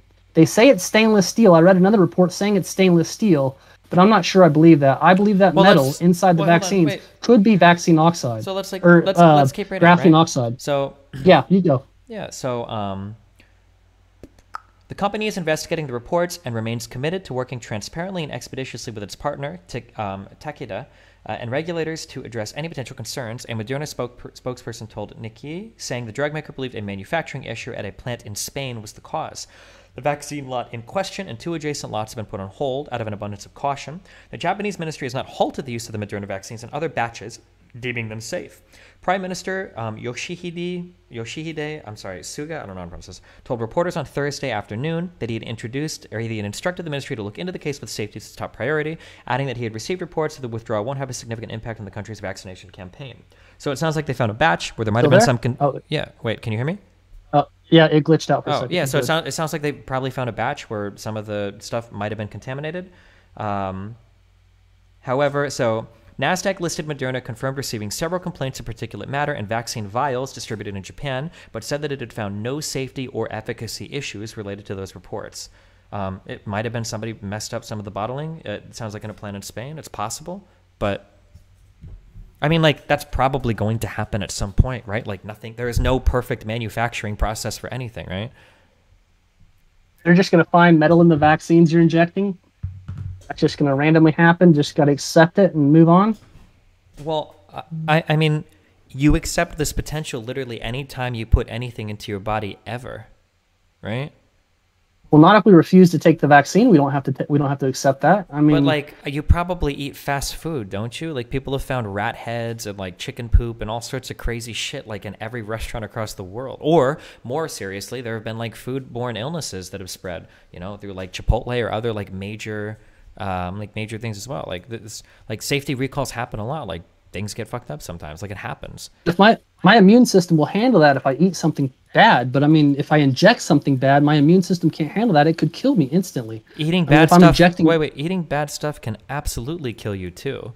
I know. But I'm just saying. I mean, I would rather eat a piece of stainless steel than inject a piece of stainless steel. You know what I'm saying? I'd rather. We don't even know what this particulate matter was. It might have been something that just passes through the blood with no problem, right? Like it said there were no safety or efficacy. It's a substance that reacts to magnets, a ministry official said. It could be metal. So, I mean, we know it's metal. I mean, we know it reacts to magnets. We know the magnet challenge is real, where people could stick the magnets on their arms and it would stick to it. No, no, no, no. So we know there are metal. That never happened. Okay, but literally there could be like any type of particulate matter. Like, right? I'm pretty sure like our blood has iron in it, right? Like the actual iron. Like I don't think that just because some of that gets in your blood, you're like fucked forever. Now, I don't know in particular. I'm not telling you to go and inject magnets into your blood to find out. But like, again, are you saying that like the processing of anything, if there's ever a mistake ever anywhere, then you have to stop all of it? No, but I'm saying there's so much bad science or bad, I don't know, everything that could go wrong with this vaccine has gone wrong. I mean, it's lost all its effectiveness. Wait, hold on. We're circling back on arguments that we've debunked. It hasn't lost all of its effectiveness. That hasn't been demonstrated. It's lost most of it. It's now down to like 50% effectiveness, isn't it? Even if it was 50%, that's still 50%, and there's still a high protectiveness for hospitalization. So should I just keep injecting booster shots filled with stainless steel into my arm until we never said it was. Okay, or do you just want to get infected by the coronavirus over and over again until you die of heart disease? That's why you do your own research and you decide ivermectin's a much healthier alternative to this vaccine. Okay. You could take ivermectin and it's 86% improvement as a prophylaxis. Show me. Okay, so let's look for that. Let's go to Google or let's go to whatever thing and let's look up like ivermectin efficacy coronavirus or ivermectin treatment coronavirus. Like ivermectin prophylaxis. I don't know. Ivermectin. COVID-19 prophylaxis. There we go. Ivermectin for prevention and treatment of COVID-19 infection, a systematic review.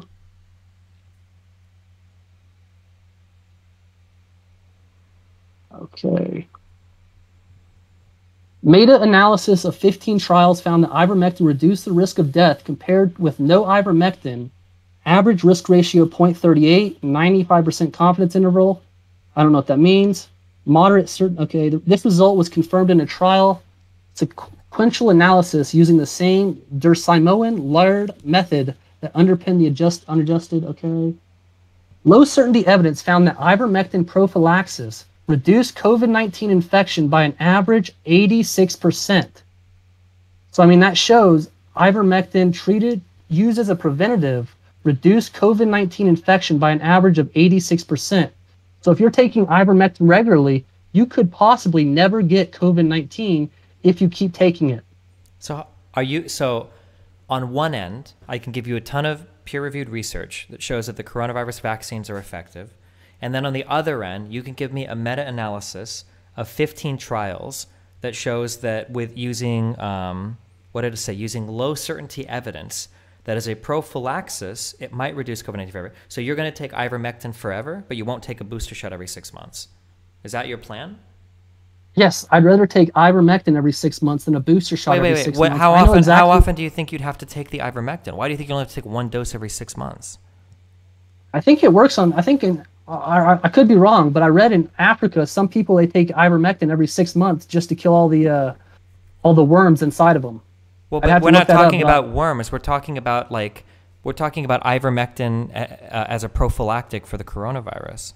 Ivermectin is an anti-parasitic or an anti-parasite drug, and yes, you take ivermectin to treat COVID-19. Yeah, but how often do you? But so we're talking about a different use here. We're not talking about it as an anti-parasitic. We're talking about it for COVID-19 prophylactic. So the dosage and the usage are probably going to be different. But let's say hypothetically, I don't know. It could be once every 2 weeks. Yeah, let's say you have to take it let's say you have to take it once a week. Would you rather take ivermectin once a week than just getting a booster shot every 6 months? You know what? Yes, because I know ivermectin is significantly much healthier than the COVID vaccines. There's no horrible side effect stories of someone who took took ivermectin and now, they got a heart attack at 35. But there's plenty of stories of people that took the COVID-19 vaccines and now they're having heart attacks in their 20s or 30s. Just to be clear, there's no horrible stories about that of ivermectin. Yeah. So just to be clear, there's over 2 billion vaccinated people. All these people aren't having heart attacks. If that was happening, we would be seeing this like on the front page of every single news story, like ever. Like everybody would be talking about this, right? Over 2 billion people that are fully vaccinated. Over 2 billion people. Number one, okay. Number two,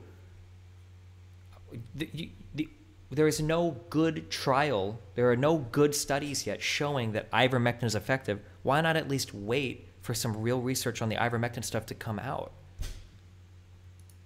the same thing for the COVID vaccines. Why would I take the COVID vaccines when I know they're not very effective and they're going to lose Wait, their why do you keep effectiveness saying in a couple of months? Why do you keep saying they're not very effective when they are? We're told they're 97% effective, then it goes down to 50% effective. Because they keep losing their effectiveness. Yeah, because when you have variants, that's what happens. Right? Of course you're going to lose your effectiveness as variants come out. I mean, if we keep taking the vaccines and everyone takes the vaccines, we could be in a scenario where it could cause Marek's disease, where anyone on Earth who does not take the vaccine could die. I mean, have you heard of Marek's disease with chickens? I've never in my life heard of that. Okay, it's when you vaccinate an entire flock of chickens and you keep vaccinating them every single year, the disease that was initially harmless or relatively not very harmful to the chickens, due to taking the vaccines, that disease gets more and more harmful. So if a unvaccinated chicken ever comes in contact with the vaccinated flock, that chicken will die from a significantly enhanced disease because of the vaccine. So the same thing could happen with humans. Imagine if 100% of the humans got the vaccine and we kept getting our booster shots every 6 months for the next 10 years. What about people that came in contact with vaccinated individuals? They could possibly die due to a Marek's disease kind of event. Okay, so then are you saying that like we shouldn't have tried to like eliminate measles or polio because we would have worried about this? Like, what is your prescription here? My prescription is this. The vaccine is significantly much deadlier than we're being told, and especially in this winter, we will see how deadly this vaccine truly is. Maybe not right now because it was given at the very end of the winter of 2020. So right now, we're in the next couple of months, we'll see during flu season how deadly this vaccine truly is. So two but right now, I think we're in the honeymoon period of the vaccine. Okay, well, we're like 8 months past, I think, in Israel when they started. So here's a question. Were you fully on board the hydroxychloroquine train? No, I don't really know much about hydroxychloroquine. Okay, if you ever get bored... Explain to me, though. Yeah, hydroxychloroquine went through this exact same thing that the ivermectin stuff did, where people thought it was going to be a miracle treatment for the coronavirus. There was even a brave French doctor, a French guy that like tried to say like, oh, it's really good. I've got studies proving it. Everybody started to take it, and then nobody really uses it anymore because it's obviously bullshit. So how long will you wait taking ivermectin before no data comes out, before you're like, okay, maybe this isn't a good idea? I've already showed you 44 studies. I've shown you several graphs of Africa. I've shown you Mexico. I mean, there's a study from India that shows after they started taking ivermectin, their cases like dropped off a cliff after they started taking ivermectin. Okay, so you're telling me that you've seen enough right now. You don't need a single prospective peer-reviewed study. You're good. I would like more information. I would always like more information, but I've seen a lot of data already that shows ivermectin is extremely effective. Okay. What I would like is several years of these mRNA vaccines being used on humans. I would like to know what's going to happen to these people over the next several years before I even dream of possibly taking these vaccines. Okay, so you're not worried about so how long do you need to feel safe for the mRNA vaccines then? 5 to 10 years. 5 to 10 years. But ivermectin, you're ready to go with right now. It's been used in It's been used for several decades. Billions of people in Africa have taken ivermectin. It's an extremely effective drug, and yes, I'm willing to take ivermectin right now. Okay. Do you even know how ivermectin supposedly helps you with the coronavirus? I know it's an anti-parasitic, but I don't know exactly what it does to COVID-19. So you know Could you explain? You know that COVID-19 is like not a parasite, right? Yes, I do know that. So do you know what's in ivermectin? It's like a fungi from Japan or something that they isolated. I don't know. That's what I've read. So if you don't know anything about ivermectin, or you don't know anything about how it helps with the coronavirus at all, why are you so confident taking this when people have taken it for as an anti-parasitic in the past? Because there are numerous... There are numerous graphs. Pictures. Yes. There are numerous... Okay, 44 ivermectin COVID-19 peer-reviewed trials. I mean, I'm looking at the peer-reviewed trials right now. Should we start pulling up all these peer-reviewed trials for early treatment and late treatment? Yeah, if you want, we could Google one of these and we could look at it. And we could like judge for ourselves. Like, if we really want to do research, if you really want to, we can look at some of these. Okay. Which one Do do you you ever think you think want, the that early treatment? why, Let's like see. hold on. Like on the right side here of this, like what are we even looking at? Okay, we're looking at all 44 ivermectin No. COVID-19 On the peer-reviewed right, what are these? trials. Do you know what these numbers are on the right? No, I don't. I just see the 75% improvement, 43% improvement, 86% improvement. Like Um, what is the treatment regimen for this drug? Because on some of these, so look at this drug from the second to bottom, right? We've got 168 milligrams is the dose given, right? But on some of these studies, oh the yeah. dose is 12 milligrams. On others, it's 36. On some, it's 48. How could you even like? Maybe we should look one of these up and see, yeah? Because it's like I don't Yeah. even know, like there's not even like an actual regimen here that we're looking at that's like standardized among all these people. Wait, have you Let's already see. started taking ivermectin? No, but I mean, I would. There's no problem with it. I mean, heck, I'd do it right now if I was on camera. Why not? Show people how to use it. Let me see. Um, let's see. I get my camera on? Turn on camera. Can you see me? Yeah, I mean, I can see you. Okay. Let's see if it's on Google. Uh, so, I mean, here's ivermectin right here. I mean, it just says right here on the thing, you take it for every 50 pounds. Oh So wait, if you're you have 150 pounds, ivermectin on you? Are you trying to show a camera? yes, I was trying to show a camera. Oh, I don't see your camera. Well, no, don't. You shouldn't actually take ivermectin. Wait, so you've bought it, but you haven't taken it Oh, yet? no, but I mean, I was going to demonstrate people that can't get ivermectin through the pharmaceutical industry have to get horse ivermectin. They don't know exactly how much to take, and they don't know this entire tube of ivermectin treats 1,250 pounds of body weight. You shouldn't use the entire tube of ivermectin. You should use only what your body weight requires. So if you need 150 pounds of ivermectin, you take out 3 little notches here and you use the ivermectin. I mean, I wish you could buy it over the counter so the American people weren't forced to use, horse ivermectin. But whenever the government is banning effective treatments and forcing you to use their mandated vaccines, you have to use whatever you can get.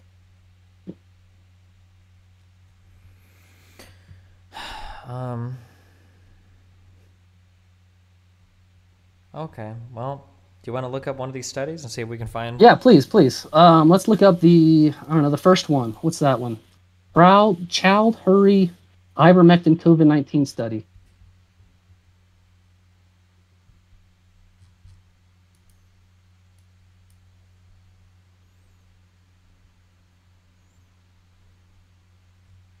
Let's see. I don't know if that's the proper one. Child Hurry. Let's try a different one. Are you looking up a good study? I'm digging around. Okay. Espatia Hernandez study. I don't know. Try that one.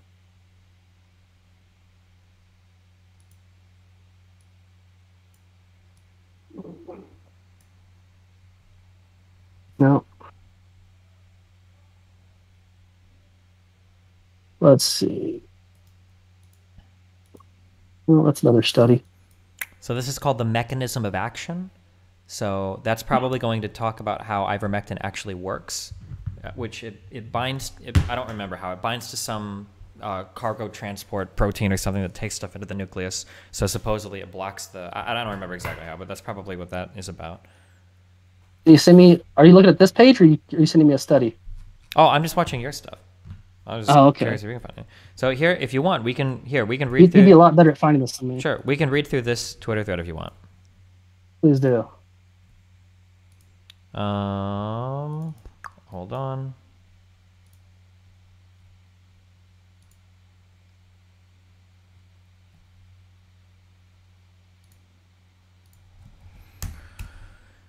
Okay, I'll click this and I'll start reading, okay? All right. Let's see who this guy is first, just so he's not some random dipshit, okay? All right, so this guy says he is an epidemiologist and he's a writer at The Guardian and The Observer.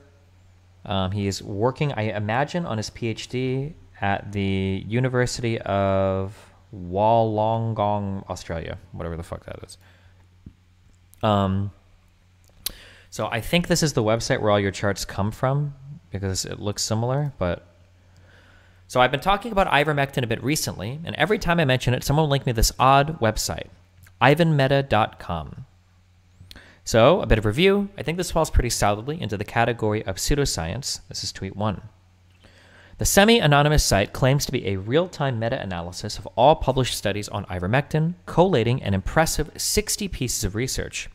It's flashy, well-designed, and at face value appears very legitimate. The benefits that this website shows for ivermectin are pretty amazing. A 96% lower mortality rate based on 10,797 patients worth of data is quite astonishing. It sounds like we should all be using ivermectin. Except, well, those numbers are totally meaningless. Digging into the site, you're immediately hit with this error. This is not how p-values work at all. Any stats textbook will show you why this statement is entirely untrue. So it's a statement about p-values that is a little bit ridiculous. The probability that an ineffective treatment generated results as positive in the 60 studies to date is estimated to be 1 in 193 billion, p equals 0.000000000000052. Most of these dot points are wrong in some way. Heterogeneity causing an underestimate is particularly hilarious, but this study about coals is wild considering that there are several potentially fraudulent studies in the IVM literature.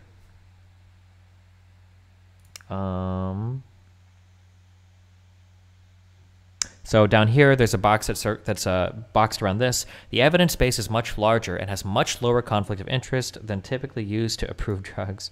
Okay. Sorry, I'm just reading this Twitter then.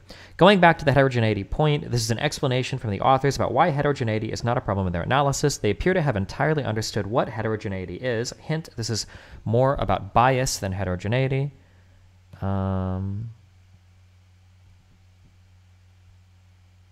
Okay. Also worth noting, I've previously shown that heterogeneity is high in meta-analysis of IBM for COVID-19 mortality, and that's almost entirely because there are 2 studies that show a massive benefit and a bunch of studies that show no benefit at all. Anyway, back to the website. The authors that present this forest plot and effective estimates. Each dot is a point estimate, and the lines around the dot represents confidence intervals. Now, any data thug will immediately notice something wildly improbable about this forest plot. Can you see the issue? While you have a think, here's a graph I made replicating these results. Not very pretty, but the final result is the same with some minor running differences. Okay, so back to the question, why does this look problematic? It comes down to confidence intervals. When you've got a bunch of very wide confidence intervals from different studies, you expect the point estimates to move around inside of them quite a bit. Instead, look at those point estimates. Even though they've all got massive intervals, virtually all the point estimates are within 0.05 to 0.1 either side of 0.15. We can actually graph this. In Stata, I made what's called a funnel plot, which basically plots each point against its standard error with a line, the overall estimate from the meta-analysis. Sorry, this is getting pretty data heavy.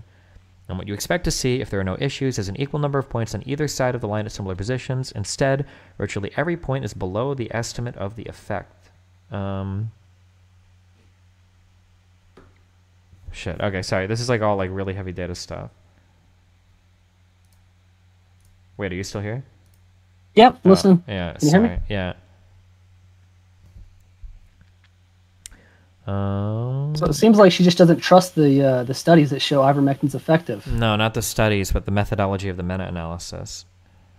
You see, the meta-analysis on this website is really bizarre. How bizarre? Well, here are the measurements from the early treatment studies. Hospitalization is in the same model as percent viral positivity, recovery time, symptoms, and death. All in the same model. Wild. Worse still, these appear to be picked almost entirely arbitrary. The website claims to choose the most serious outcome, but then immediately says that in cases where no patients died or most people recovered, a different estimate was used. Even a fairly surface skim shows what appears to actually be happening here is that authors chose the outcome that shows the biggest benefit for ivermectin. For example, the analysis includes this paper. The primary outcome was viral load, which was identical between groups. Never fear, however, because ivermectin won't take null findings as an answer. If you dig through the supplementaries, what you find is that for all reported symptoms, there is a large but statistically insignificant difference, represented in this graph of marginal predicted probabilities. If you eyeball any symptoms, you get the results from ivermectin, including the analysis. That's totally arbitrary. Why not choose cough, where there's no difference, or fever, where ivermectin did worse? Also, okay, so... fuck. Okay, so without getting like too bogged down in this, I guess, I would say like in the future... like having like just one good like peer-reviewed study for ivermectin as a treatment for COVID-19 would probably be good. Mm-hmm.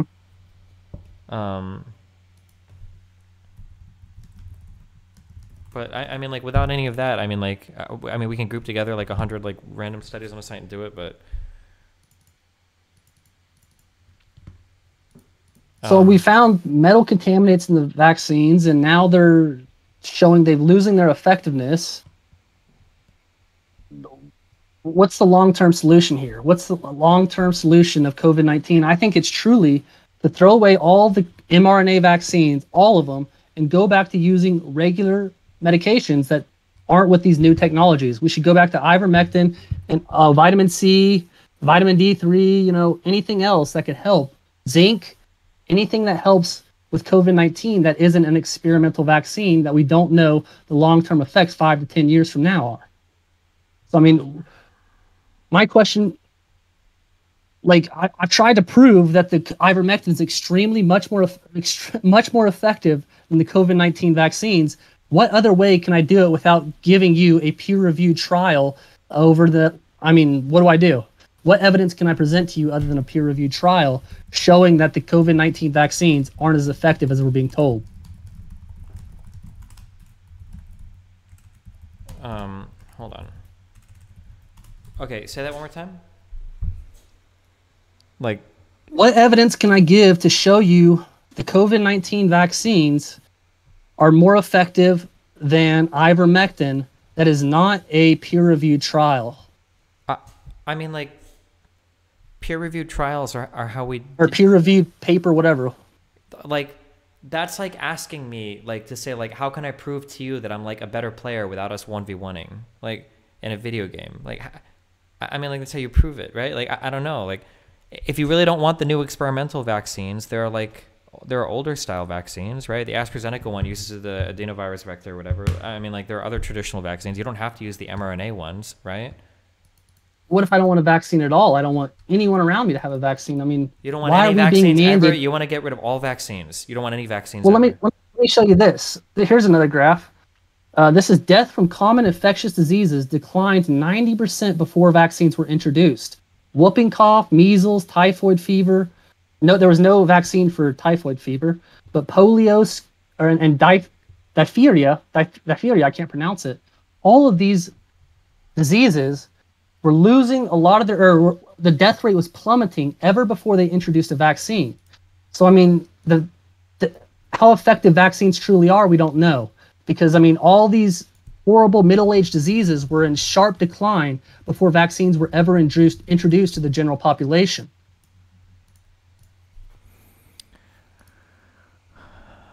So, no, to tell you the truth, now that I see all this information after the COVID-19 vaccines were introduced, I don't think we should get any vaccines. Other than if you got polio, maybe. But other than that, I would say avoid all vaccines for your children. I think the CDC guidance or some other guidance recommends 72 vaccines from pregnancy to 18 years old for children. So I don't think these vaccines are very effective. I don't think we should be vaccinated children with dozens and dozens of vaccines before they turn 18 years old. Can we just look up one of these things? Okay, what do you want me to type in? Whooping cough, post vaccine. I'm looking up the measles infection rate. This is what I'm finding for. Can you find me if there's a different graph here for measles infection rate? Okay.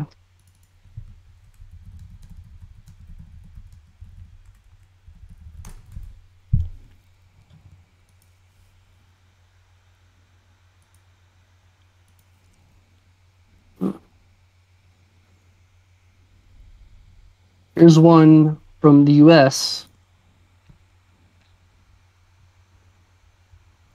Let's see. I don't have a long-term one over the past several decades. Here's another one.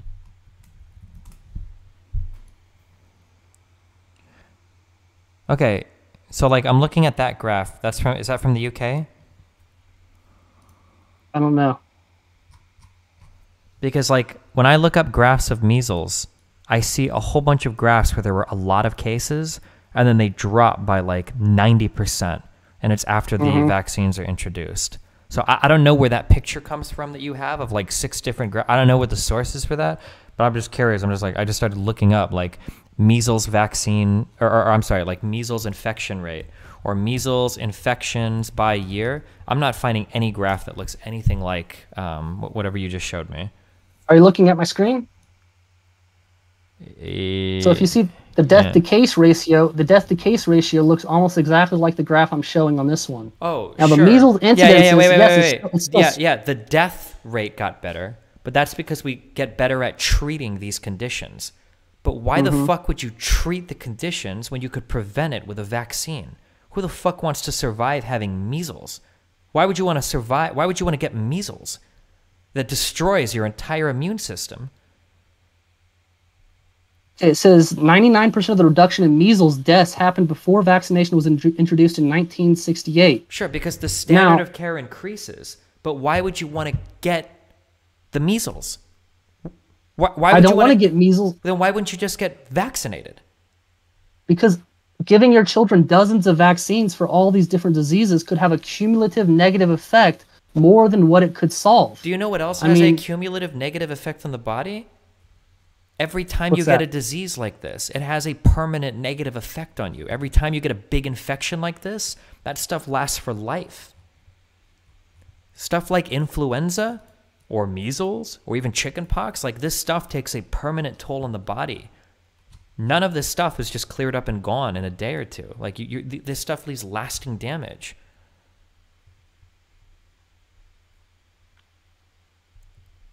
Like stuff like polio or meningitis can like fuck you for life or kill you. I agree with that. Definitely polio. So do you think we should have a polio vaccine or? Yes. If you want the vaccine, you should take vaccines or vaccinate your children. But as a general rule of thumb, I would avoid vaccinating my children, even though I don't have any at the moment. That's okay, but the thing is, I don't want your kid in class with my kid giving him the fucking measles because you don't want to get vaccinated. Do you understand the problem there? I want your kid kept as far away from anybody that shares like a last name with me as possible. And if I would have to use the government to do it, I would do it because your family becomes a walking bioterrorist lab, right? Do you not understand that?